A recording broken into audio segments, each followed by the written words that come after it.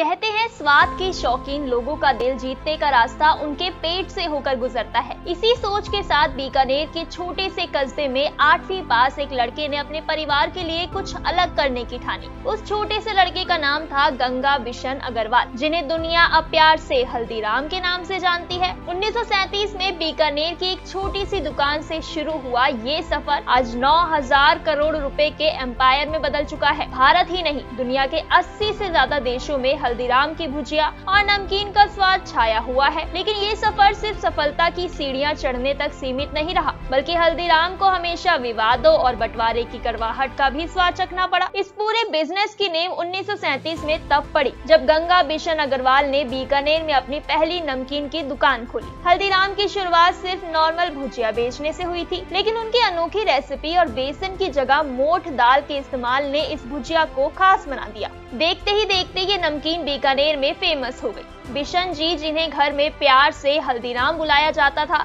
ने स्वाद को पूरे देश में फैलाने का सपना देखा। बाजार में अपनी धाक जमाने के लिए उन्होंने महाराजा डूंगर सिंह के नाम का सहारा लिया। अपनी भुजिया का नाम डूंगर सेव रख दिया। इस नाम ने उनके बिजनेस को एक नई पहचान दी और ये महज 5 पैसे प्रति किलो बिकने वाली भुजिया बीकानेर के हर कोने में पसंद की जाने लगी। लेकिन हल्दीराम का सपना सिर्फ बीकानेर तक ही सीमित नहीं था, वो इसे पूरे देश में फैलाना चाहते थे और इसी सोच के साथ उन्होंने कोलकाता की ओर रुख किया। 1941 में गंगा बिशन अग्रवाल ने कोलकाता में पहली बार हल्दीराम की दुकान खोली। वहाँ भी उनके स्वाद का जादू चल गया और हल्दीराम एक ब्रांड बन गया। इसके बाद उनके पोतों ने नागपुर में हल्दीराम को एक्सपेंड किया और वहाँ भी पॉपुलर ब्रांड बन गया। 1982 में उन्होंने दिल्ली में भी अपने कदम रखे और धीरे धीरे भारत के हर कोने में हल्दीराम का स्वाद फैल गया। लेकिन जैसे जैसे कारोबार बढ़ा, परिवार में दरारें भी आने लगी। गंगा बिशन अग्रवाल के बेटे सत्यनारायण ने पिता और भाइयों से अलग होकर हल्दीराम एंड सन्स नाम से अपना कारोबार शुरू किया। वहीं उनके पोतों ने हल्दीराम भुजिया वाला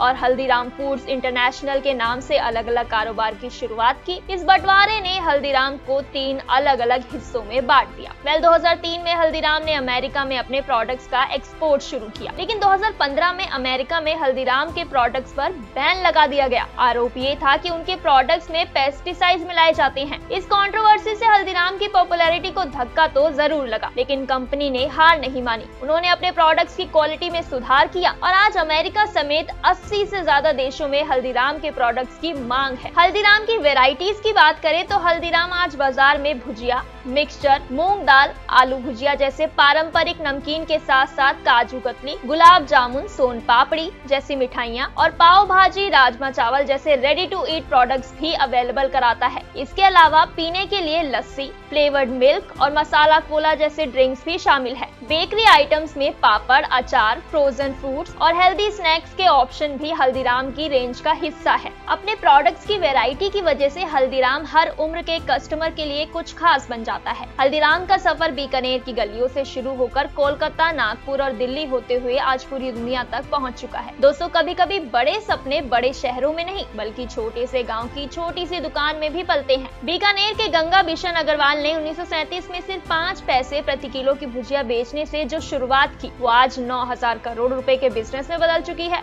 अपने चटपटे स्वाद और अनोखे बिजनेस मॉडल की वजह से हल्दीराम न सिर्फ इंडिया का सबसे पसंदीदा स्नैक्स ब्रांड है, बल्कि हर इंडियन फैमिली का हिस्सा बन चुका है। चाहे त्योहार हो, शादी हो या शाम की चाय, हल्दीराम की भुजिया और नमकीन हर मौके पर मौजूद रहती है। ये सिर्फ एक नाम नहीं बल्कि हर इंडियन की जुबान पर छाया स्वाद है जो बरसों से दिलों पर राज कर रहा है। दोस्तों, आपका इस स्टोरी के बारे में क्या कहना है, हमें कमेंट सेक्शन में जरूर बताएं और ऐसे ही इंस्पायरिंग स्टोरीज देखने के लिए नथिंग इम्पॉसिबल को फॉलो करें।